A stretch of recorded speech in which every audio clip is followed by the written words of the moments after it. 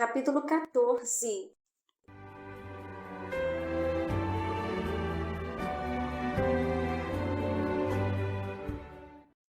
O Messias aproxima-se da terra.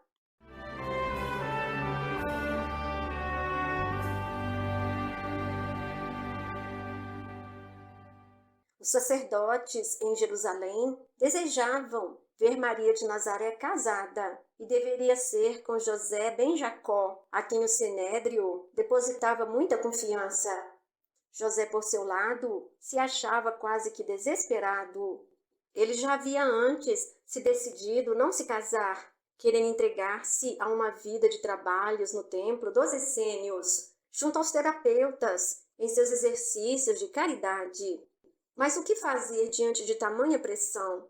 As circunstâncias lhe impunham a aceitação, quase que sem raciocinar. Seus conflitos íntimos se avolumavam dia a dia. E após a data do enlace ser definida, os sacerdotes puseram-se a avisar a todas as cidades circunvizinhas.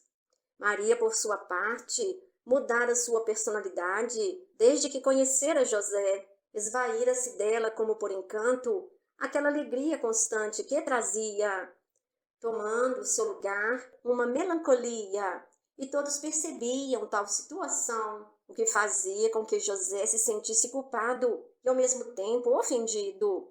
Os pais de Maria, mesmo diante das palavras de Pai Munir, ainda se sentiam temerosos pelo destino da filha. Os essênios diariamente se entregavam à oração por aquela que havia sido escolhida por Deus para tal missão. Os ceareiros do bem continuavam seus trabalhos de limpar veredas.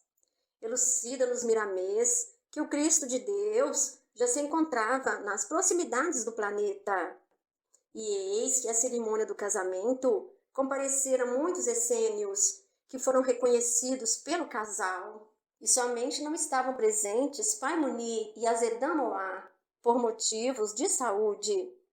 Tal enlace matrimonial foi uma festa honrosa. Foram 3 dias de cerimônias no grande templo de Jerusalém, que todo enfeitado se mostrava com toda a sua pompa de ser a casa do Senhor.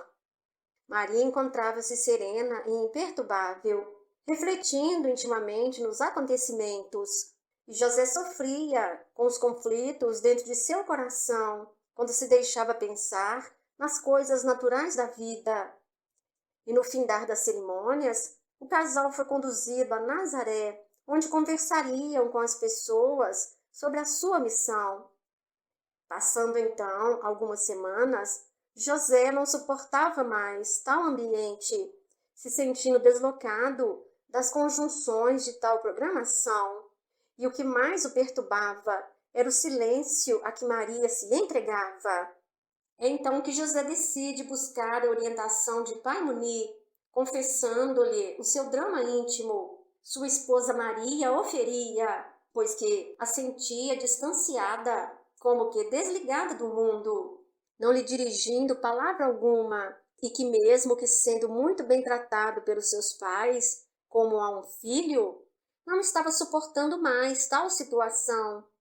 E em o ouvindo, Pai Munir se põe a meditar, e após, fala a José que sim, era verdade, pois que Maria vivia em um mundo muito diferente do seu, em uma outra faixa, que ele, José, ainda não se encontrava preparado para viver. Porém, que com humildade buscasse pouco a pouco ser-lhe o companheiro, fazendo para com ela o seu melhor, e para que assim lhe conquistasse a atenção, que buscasse vigiar seus pendores inferiores de homem carnal, pois que Deus desejava dele que o mesmo fosse para Maria uma boa companhia. Soava-lhe agora seu momento de redenção, pois que Deus lhe outorgara tal missão, em que iria favorecer vir ao mundo o Filho da Luz, a estrela de maior grandeza que o mundo já conhecera, um ser que transcendia a todos os ideais, e que ele estaria ao lado de sua mãe, não para desfrutar das coisas da terra, que seus instintos inferiores deveriam morrer, para que em seu coração nascesse e crescesse a luz de todas as virtudes celestiais. José a tudo ouvia em lágrimas, e em seu pensamento revia toda a sua vida, buscando concatenar ideias e ordenar sentimentos. E eis que, se despedindo de Pai Muni, lhe beija as mãos agradecido, podendo voltar ao seu lar, sentindo-se intimamente modificado, encontrando Maria a trabalhar no tear, e ao cumprimentá-la, percebeu que ela o respondera com alegria.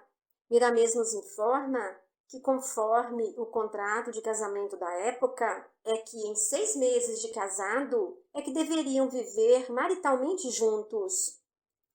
E eis que, após 3 meses de casamento, Maria já se encontrava refeita emocionalmente e, ao trabalhar em casa, já cantarolava poemas que aprendera no templo. E em uma noite, Maria pôs-se a sentir uma saudade, não sabendo de que nem de quem.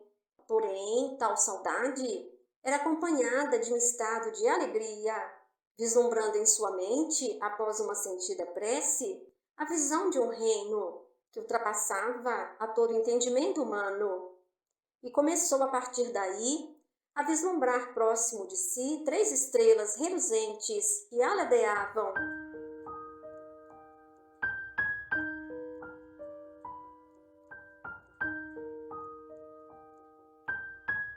E que pouco a pouco uma delas tomava a forma humana.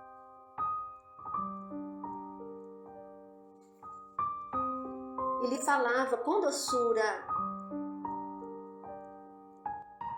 Maria, que a paz do Senhor seja contigo agora e sempre.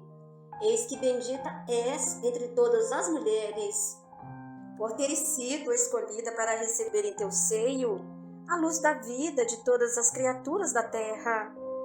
Serás os símbolos para todas as mães e guia de todas elas, naquilo que existe de mais sagrado na natureza humana, dar a luz.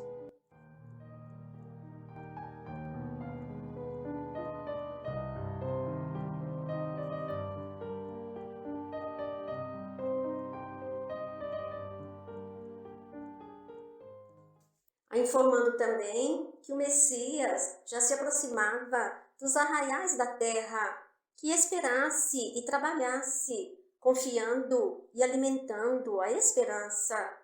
Maria então é tomada de emoções elevadas, desfazendo-se em pranto, e o espírito em forma de estrela a sorrir se desfazia como por encanto.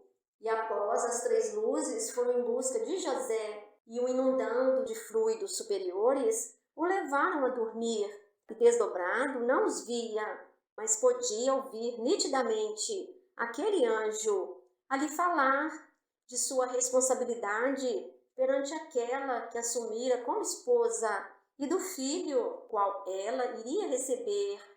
Era-lhe dever acompanhá-la, amparando-os. E após também visitaram em sono Ana e Eli, confabulando com eles. E agora Miramês vai nos esclarecer sobre o corpo de Jesus. Como um corpo puramente físico poderia suportar um espírito de alta pureza espiritual como Cristo? As próprias leis físicas nos dão essa explicação. Correntes de alta voltagem somente podem passar em fios apropriados. Um espírito da qualidade do Cristo não suportaria uma permanência em corpo de carne e osso, qual o comum. Ele se dissociaria, mesmo na sua formação congênita. Por outro lado, as vibrações da Terra são tão pesadas e densas que não existem condições para um corpo fluídico permanecer os anos que o Mestre viveu entre os homens. Mesmo espíritos de considerável elevação, cuja vibração se assemelha aos que reencarnam neste globo, a não ser com um preparo muito grande, paciente e demorado, podem nele permanecer por muito tempo, atuando em favor dos homens. Que, em verdade, o corpo de Jesus foi um corpo híbrido, com seus genes trazidos de um orbe evoluído, onde sua humanidade Já não mais possuía a agressividade da matéria bruta. Foi para sua concepção recolhido uma semente de vida purificada, para que se acasalasse ao óvulo de uma virgem. E conforme nos narra Miramês, a fecundação do corpo de Jesus se deu assim.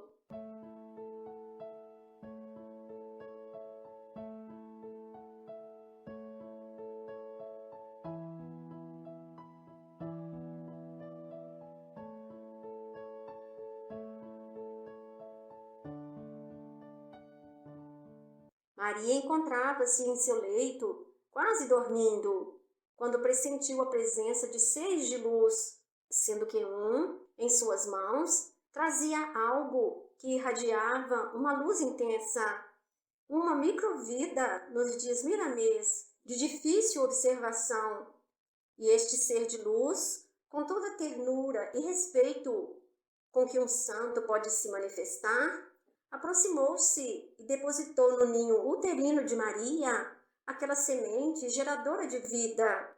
E a partir daí, o ventre de Maria espargia em torno claridades indescritíveis. E também podia-se notar, ao observar-se o interior do corpo, que tal microgameta espargia luzes em sua caminhada até alcançar o óvulo. Multidões de espíritos puros pairavam sobre a cidade de Nazaré. E termina Miramês este capítulo narrando: o nascimento do Cristo não era um simples acontecimento, como muitos pensaram. A sua singela descida abalou a terra. Movimentaram-se inúmeros espíritos altamente conscientes de seus deveres e comandados diretamente por ele. O Messias se materializando na terra para que a humanidade pudesse sentir mais de perto a presença de Deus, o Deus Todo-Poderoso, queria falar pela sua boca. O Cristo era o Verbo que se tornaria carne entre os homens.